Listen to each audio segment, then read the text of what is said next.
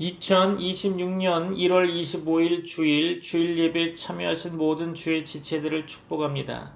1월 첫 주일부터 이사야서의 말씀을 살펴보고 있죠. 한 구절 한 구절 자세히 살펴보면서 하나님의 말씀에 귀 기울이는 가운데 하나님의 말씀대로 살기 위한 여러분의 몸부림이 여러분의 삶 속에 있기를 소망해 봅니다. 오늘 본문 말씀 이사야서 3장 13절로 15절의 말씀으로 여호와의 심판이라는 주제로 하나님의 말씀을 선포하고자 합니다. 오늘 말씀을 증거하는 가운데 하나님의 사랑과 은혜가 충만하여지고 하나님의 말씀이 깨달아지시기를 주 예수 그리스도의 이름으로 축원합니다. 오늘 본문의 말씀 제가 받들어 봉독하겠습니다. 이사야서 3장 13절로 15절 말씀입니다. 여호와께서 변론하러 일어나시며 백성들을 심판하려고 서시도다. 여호와께서 자기 백성의 장로들과 고관들을 심문하러 오시리니 포도원을 삼킨 자는 너희이며 가난한 자에게서 탈취한 물건이 너희의 집에 있도다. 어찌하여 너희가 내 백성을 짓밟으며 가난한 자의 얼굴에 맷돌질하느냐. 주 만군의 여호와 내가 말하였느니라 하시도다. 아멘. 오늘 우리가 묵상할 말씀은 이사야서 3장 13절로 15절 말씀입니다.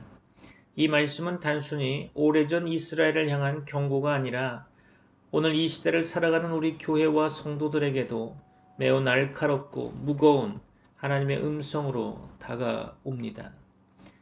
이사야 선지자가 활동하던 시대는 남유다 왕국이 겉으로는 안정과 번영을 누리던 시기였죠. 우시야 왕과 요담 왕을 거치며 경제적으로는 성장했고 국제 정세 속에서도 비교적 평안을 누리던 때였습니다. 사람들의 눈으로 보면 잘 되고 있는 시대였다는 거죠. 성전은 있었고 제사도 드려졌으며 종교 활동도 계속 되었죠. 겉모습만 보면 신앙도 유지되고 나라 또한 문제없어 보였습니다. 그러나 하나님께서 보시기에는 그 시대는 전혀 달랐던 거죠. 이사야를 통해 하나님이 고발하신 것은 지도자들의 부패와 권력자들의 탐욕, 그리고 약자를 짓밟는 구조적 죄악이었던 것입니다. 오늘 본문을 보면 여호와께서 일어나사 백성을 변론하시며 만민을 심판하신다고 말씀하시죠.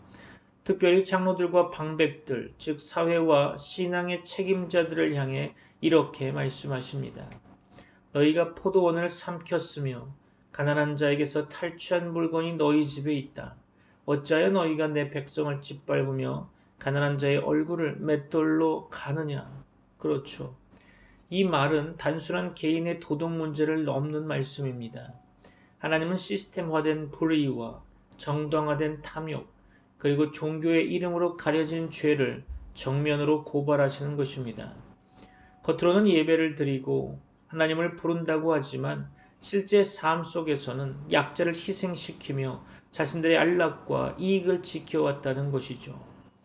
사랑하는 성도 여러분, 이 말씀이 과연 이사야 시대에만 해당되는 말씀일까요? 저는 오늘 이 말씀이 오히려 현대교회를 향한 하나님의 질문처럼 들립니다. 오늘 우리는 어떻습니까? 교회는 많아졌고 예배당은 커졌으며 프로그램도 다양해졌죠. 신앙 서적도 넘쳐나고 설교 영상도 쉽게 접할 수 있는 시대가 된 거죠. 그러나 동시에 우리 신앙 안에 매우 심각한 병이 스며들어 있지는 않습니까? 첫째로 살펴볼 것은 신앙이 거룩함이 아니라 성공의 도구가 되는 문제입니다. 하나님을 믿는 이유가 하나님 자신이 아니라 내 삶이 더 잘 되기 위한 수단이 되어버린 경우가 너무 많아 보입니다. 기도의 내용이 점점 더 하나님의 뜻이 아니라 내 계획의 성공에 집중되고 신앙이 회개와 순종이 아니라 축복과 형통을 보장받는 종교적 보험처럼 변해가고 있지는 않습니까? 둘째로 생각해 보아야 할 것은 고통받는 이웃에 대한 무감각입니다. 이사야 시대의 지도자들은 가난한 자의 얼굴을 짓밟으면서도 스스로를 의롭다 여겼습니다. 오늘 우리도 마찬가지 아니겠습니까? 내 삶이 편안해지면 다른 사람의 눈물에는 점점 둔감해지고 사회의 약자와 소외된 이들과 힘없는 이들의 신음소리는 나와 상관없는 이야기가 되어버리지는 않았습니까? 교회는 있지만 교회가 세상의 아픔을 끌어안는 능력은 점점 약해지고 있지는 않은지 돌아보아야 할 것입니다. 셋째로 생각해 보아야 될 문제는 책임지는 신앙이 아니라 구경하는 신앙의 문제인 것입니다. 이사야 시대의 장로들과 방백들은 책임을 져야 할 위치에 있으면서도 그 책임을 자기 이익을 위해 사용했다는 거죠. 오늘도 우리는 신앙을 내가 참여하는 소비처럼 여기지는 않습니까? 교회를 선택하고 설교를 평가하며 목회자를 평가하고 그렇지만 정작 나는 하나님의 나라를 위해 어떤 책임을 지고 있는지 어떤 희생을 하고 있는지는 진지하게 묻지 않을 수 없습니다. 그렇죠? 사랑하는 성도 여러분, 오늘 본문에서 여호와께서 직접 일어나셔서 심판하신다는 것은 매우 두려운 선언인 것입니다. 이것은 단지 벌을 주시겠다는 의미가 아니라 하나님께서 더 이상 침묵하지 않으시겠다는 선언인 거죠. 하나님의 정의와 거룩이 짓밟히는 상황을 더 이상 그냥 묵고하지 않으시겠다는 것입니다. 오늘 우리는 이 말씀 앞에서 이렇게 질문해야 합니다. 하나님, 이 말씀이 혹시 나를 향한 말씀은 아닙니까? 내 신앙은 하나님을 위한 신앙입니까? 아니면 나 자신을 위한 종교입니까? 나는 약자의 편에 서 있는 신앙인입니까? 아니면 구조적으로 편한 쪽에 안주하고 있는 신앙인입니까? 그렇죠. 오늘 여호와의 심판이라는 이 무거운 말씀은 우리를 정죄하기 위해서만 주어진 말씀이 아니라 회개의 기회를 주시기 위한 하나님의 사랑의 경고인 것입니다. 하나님은 무너뜨리기 위해 심판하시는 분이 아니라 돌이키게 하기 위해 흔드시는 분이십니다. 믿습니까? 이제 본문 말씀을 통해서 하나님께서 왜 이처럼 강하게 말씀하시는지 그리고 우리가 어떤 태도로 이 심판의 말씀 앞에 서야 하는지를 함께 더 깊이 살펴보고자 합니다. 사랑하는 성도 여러분, 오늘 우리가 함께 묵상하려는 이사야서의 말씀은 결코 가볍지 않습니다. 특히 여호와의 심판이란 이 주제는 오늘을 살아가는 우리에게 참 불편하고 어쩌면 듣고 싶지 않은 말씀일 수도 있을 것입니다. 그러나 성경은 언제나 우리가 듣고 싶은 말이 아니라 반드시 들어야 할 하나님의 말씀을 전해주고 있는 거죠. 그리고 이사야서는 바로 그런 책인 것입니다. 이사야서는 성경 전체에서도 가장 강력하게 하나님의 거룩과 정의 그리고 심판을 선포하는 예언서입니다. 많은 성도들이 이사야서를 읽으면서 이렇게 말하곤 하죠. 말씀이 너무 무겁다. 지금 시대와는 맞지 않는 이야기 같다. 그렇죠. 그러나 저는 오히려 이렇게 말씀드리고 싶습니다. 지금 이 시대이기 때문에 오늘의 교회이기 때문에 이사야서가 반드시 필요하다는 말씀이죠. 이사야 선지자가 활동하던 시대는 겉으로 보면 매우 안정된 시대였다고 말씀드렸습니다. 국가는 유지되고 있었고 성전 예배는 계속되고 있었으며 종교적 형식도 사라지지 않았죠. 사람들은 하나님을 모른다고 말하지 않았고 오히려 우리는 하나님의 백성이라고 자부했던 것입니다. 그러나 하나님께서 보시기에 그 시대는 신앙은 남아 있었지만 하나님은 사라진 시대였다는 거죠. 이사야서를 통해서 하나님께서 반복해서 책망하시는 것은 우상 숭배만이 아닙니다. 형식적인 예배, 입술로만 드리는 신앙, 그리고 삶으로는 전혀 드러나지 않는 믿음인 것입니다. 정의는 무너지고 공의는 사라졌으며 힘 있는 자들은 약자를 짓밟고도 아무런 죄책감을 느끼지 않았던 시대였던 거죠. 그럼에도 불구하고 사람들은 성전에 올라가 예배를 드리며 스스로를 의롭다 여겼던 것입니다. 사랑하는 성도 여러분, 이 모습이 과연 낯설게 느껴지십니까? 저는 오히려 너무나 익숙한 모습처럼 느껴지고 있습니다. 오늘 우리는 어느 시대보다 많은 말씀을 듣고 어느 시대보다 다양한 신앙 컨텐츠를 접하며 살아가고 있죠. 교회는 곳곳에 세워졌고 예배는 정해진 시간마다 빠짐없이 드려지고 있습니다. 그러나 동시에 우리는 질문해야 할 것입니다. 과연 하나님은 오늘의 교회를 어떻게 보고 계실까라는 거죠. 이사야서가 오늘 우리에게 필요한 이유가 분명히 있을 것입니다. 그렇죠? 이사야서는 하나님을 잘 믿는다고 말하지만 하나님 없이도 잘 살아간다고 착각하는 신앙을 깨뜨리고자 하는 책이라 생각됩니다. 하나님을 예배의 중심에서 밀어내고 인간의 성공과 안정, 체면과 욕망을 중심에 두는 신앙을 향해서 이사야 선지자는 가차없이 하나님의 음성을 전하고 있습니다. 특별히 오늘 본문이 속한 이사야 3장의 말씀은 하나님의 심판이 어디에서부터 시작되는지를 분명히 보여주고 있죠. 하나님은 세상부터 심판하지 않으십니다. 우상 숭배자들만을 향해 말씀하시지도 않으십니다. 오히려 하나님의 백성, 그 중에서도 책임 있는 자들, 신앙과 사회의 중심에 서 있던 이들을 향해 말씀하고 계십니다. 이것이 이사야서가 오늘 우리에게 불편한 이유이며 동시에 꼭 필요한 이유이기도 하죠. 이사야서는 늘 우리에게 이렇게 묻습니다. 너희는 정말 하나님을 두려워하고 있는가? 너희의 신앙은 예배당 안에만 머물러 있지 않는가? 너희의 믿음은 약자의 눈물을 외면하면서도 평안할 수 있는가? 그렇습니다. 사랑하는 성도 여러분, 이사야서는 단지 옛 이스라엘의 실패를 기록한 책이 아닙니다. 이사야서는 교회가 언제 무너지는지, 신앙이 언제 껍데기가 되는지를 보여주는 거울과 같은 책입니다. 그리고 그 거울 앞에 서는 것은 언제나 불편하죠. 그러다 그 불편함이 바로 은혜의 시작이라는 것을 기억하시기 바랍니다. 하나님께서 이사야를 통해서 심판을 선포하신 이유는 멸망시키기 위해서가 아니라 돌이키게 하기 위해서였습니다. 하나님의 심판은 분노의 폭발이 아니라 오래 참으신 끝에 터져나오는 사랑의 경고인 거죠. 하나님은 여전히 하나님의 백성이 깨닫고 돌아오기를 원하십니다.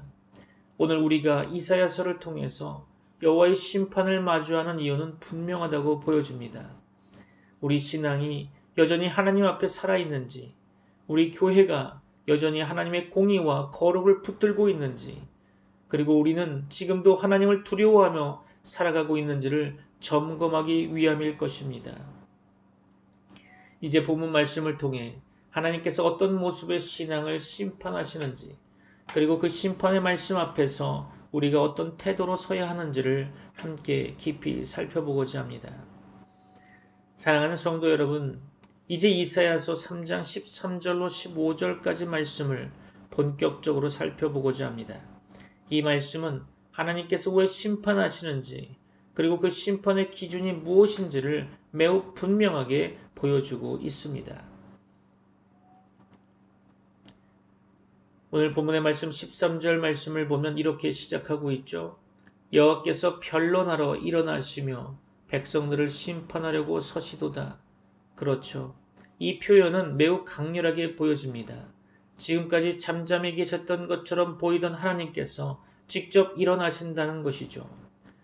성경에서 보면 하나님이 일어나신다라는 표현은 더 이상 그냥 두지 않으시겠다는 뜻으로 해석할 수 있습니다.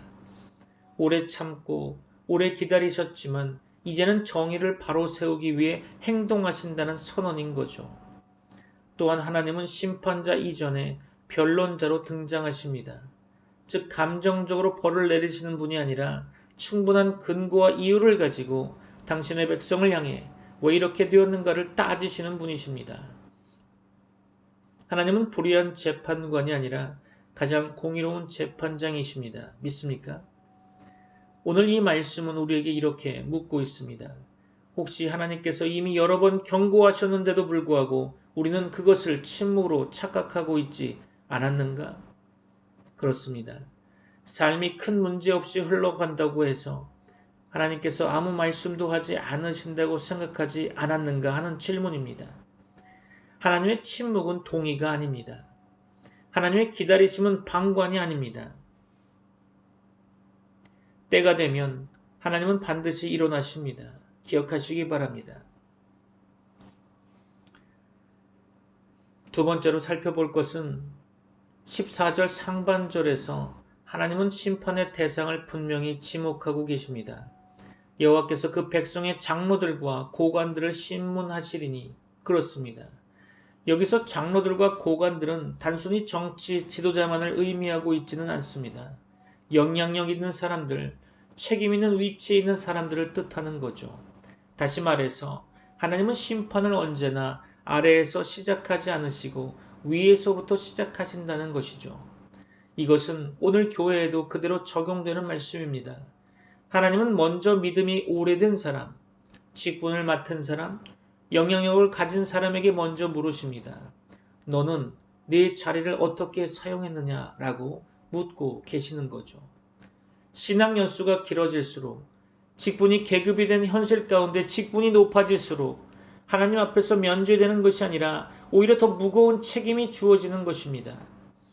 하나님은 얼마나 오래 교회를 다녔는가 보다 그 자리를 통해서 누구를 살렸는가를 물으십니다. 하나님은 그들에게 이렇게 말씀하시죠.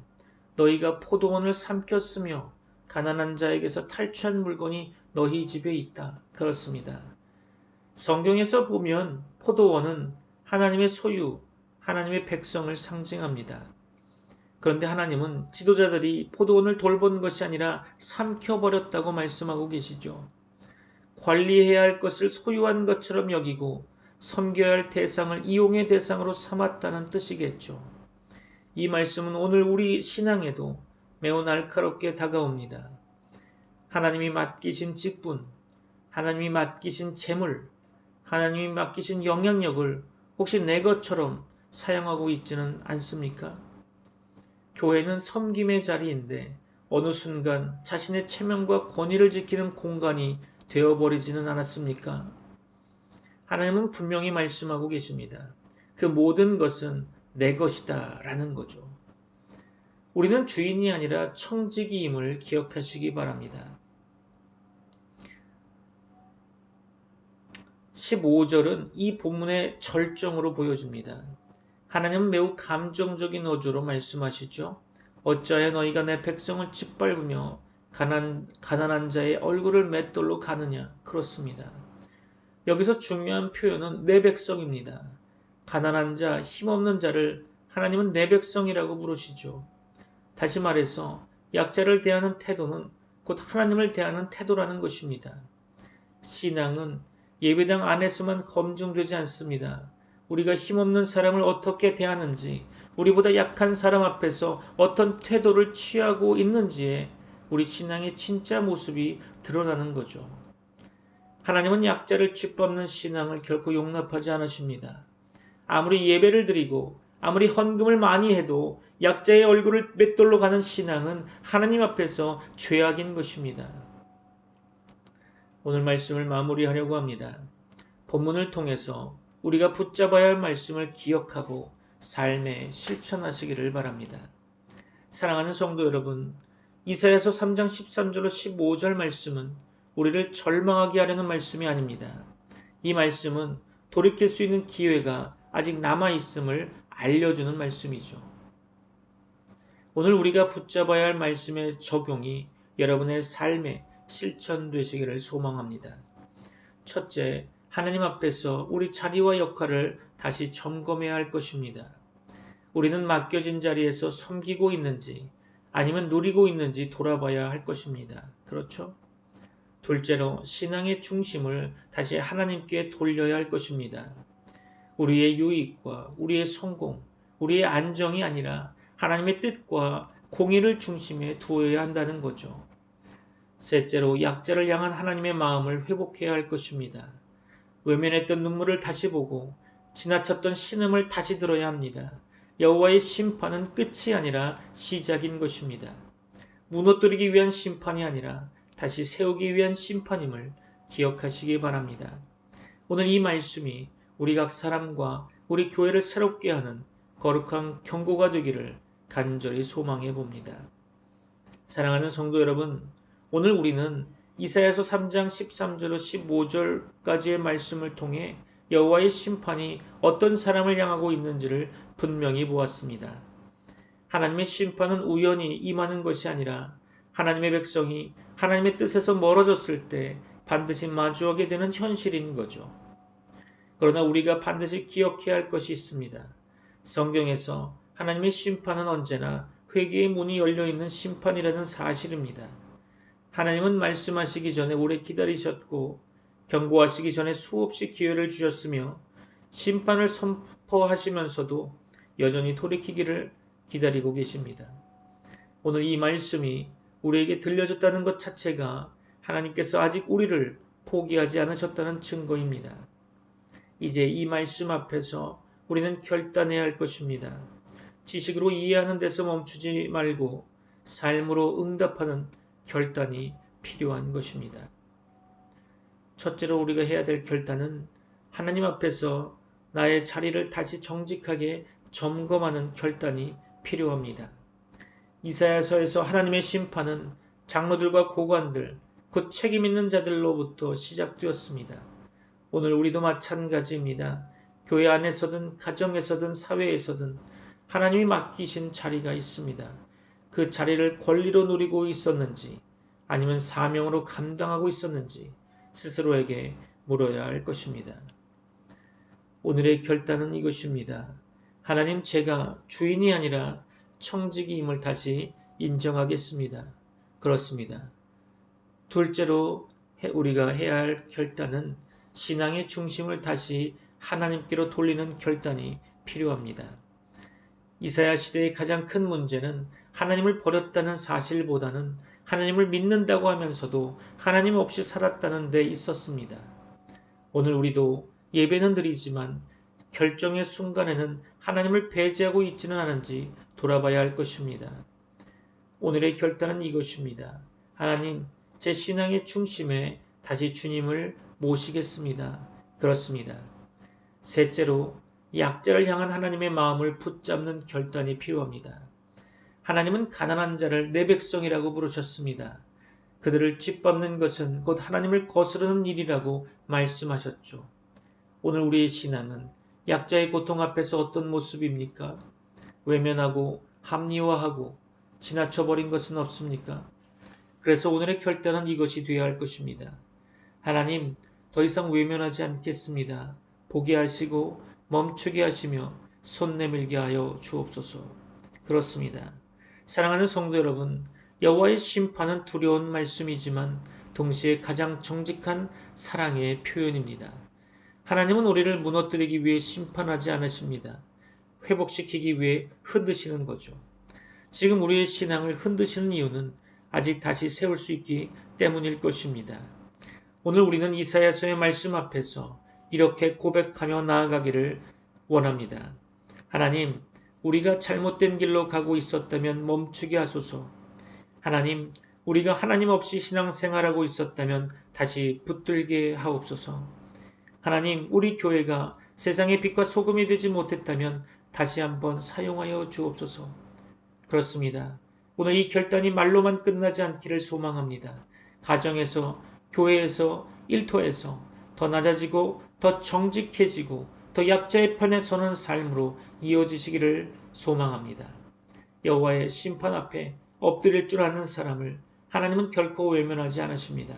오늘 이 말씀이 우리 모두를 새롭게 하는 거룩한 결단의 출발점이 되시기를 주 예수 그리스도의 이름으로 축원합니다. 기도하겠습니다. 사랑과 공의의 하나님 아버지, 오늘 이사야서의 말씀 앞에 우리를 세워주셔서 감사합니다. 여호와께서 일어나 변론하시며 심판하신다는 말씀 앞에서 우리는 두려움으로가 아니라 회개의 마음으로 서기 원합니다. 하나님 아버지, 우리가 하나님의 백성이라 말하면서도 하나님 없이 살아왔던 것을 용서하여 주옵소서. 예배는 드렸으나 삶 속에서는 주님을 밀어내고 우리의 생각과 계산, 편안함을 앞세웠던 죄를 고백합니다. 주님, 우리가 맡겨진 자리를 사명보다 권리로 여겼다면 오늘 이 시간 회개하게 하여 주옵소서. 우리가 청지기임을 잊고 하나님의 것을 내 것처럼 사용했다면 용서하여 주옵소서. 하나님 아버지, 약자의 눈물을 외면했던 우리의 무감각한 마음을 깨뜨려 주옵시고 가난한 자를 주님의 백성이라 부르시는 하나님의 마음을 우리 안에 회복시켜 주옵소서. 보게 하시고 멈추게 하시며 손 내밀게 하여 주옵소서. 여호와의 심판 앞에서 변명하지 않고 숨지 않으며 겸손히 엎드리게 하시고 이 심판이 우리를 무너뜨리는 말씀이 아니라 다시 세우시는 은혜의 말씀이 되게 하여 주옵소서. 우리의 가정이, 우리의 교회가 다시 하나님을 두려워하게 하시고 공의와 긍휼이 흐르는 공동체 되게 하여 주옵소서. 이 모든 말씀을 우리의 참된 심판자이시며 구원자이신 예수 그리스도의 이름으로 기도드립니다. 아멘. Heavenly Father, my Lord, search our hearts. Where we have forgotten justice, restore it. Where we have lived for ourselves, turn us back to you. Make us humble before your judgment and faithful to live for your glory. In Jesus' name we pray. Amen.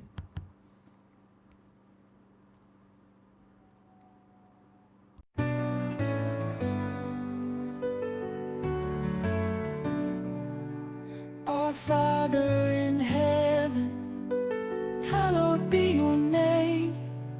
Your kingdom come, your will be done, on earth as in heaven's reign. Give us this day our daily bread, and forgive us all our debts, as we forgive our debtors. In your love we are blessed. Lead us not into temptation's snare, but deliver us from evil's despair. For yours is the kingdom, the power, and the glory forever and ever. Amen. Give us this day our daily bread,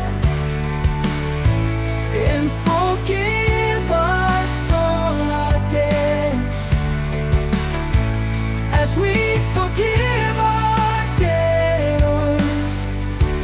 In your love we are blessed.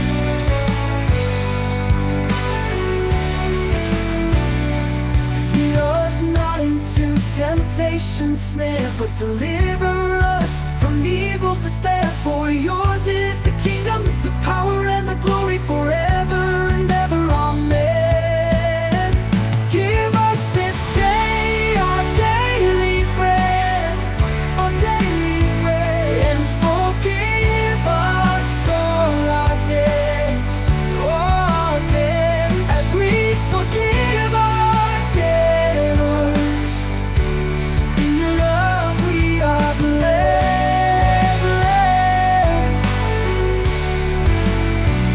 Your kingdom come, your will be done, in every heart and everyone, on earth as it is in heaven above. We sing to you with endless love.